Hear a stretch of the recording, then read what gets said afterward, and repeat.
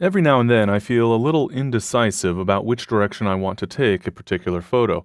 Or in other situations, I might really want to create multiple versions, for example, a full color version and a black and white version, obviously both of them looking very different and requiring different adjustments.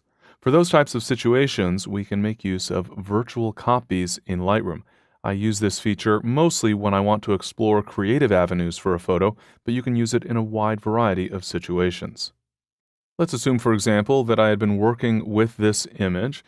I've selected this image of pine trees in the snow on the film strip, and perhaps I'll make some adjustments to the overall appearance of the image, perhaps cooling it down just a little bit so it looks a bit more wintry, and maybe even enhancing contrast just a little bit, basically applying whatever adjustments I think might work for this image. But somewhere along the way, I might decide that I'd like to have a different interpretation of the image, and so that's where the virtual copy comes into play. To create a virtual copy, with the image selected, I can choose Photo, Create Virtual Copy from the menu. I can also right-click on the photo and then choose Create Virtual Copy from that pop-up menu.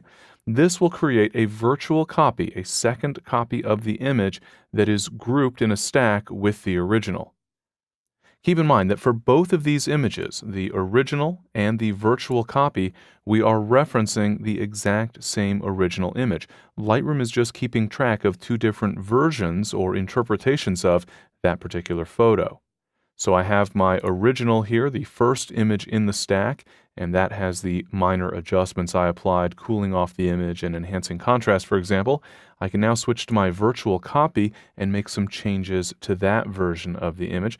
Perhaps I want to experiment around with some more dramatic adjustments, maybe increase clarity, maybe boost the vibrance, just to produce something that's a little more almost graphical and dramatic. You can see that in this case I have two variations on a theme with the image, and I can switch back and forth between them at any time. And of course, I'm not limited with the particular adjustments that I'm applying to the original versus the virtual copy. I could apply any adjustments I'd like. Again, perhaps making one a black and white interpretation, perhaps maybe making one a more traditional color version, or applying some very dramatic adjustments.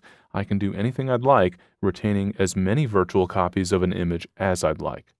So anytime that you feel you want to experiment around with an image, or you're happy with one version but you want to consider a possible other version of the image, using virtual copies really helps expand your flexibility when working on your images in Lightroom.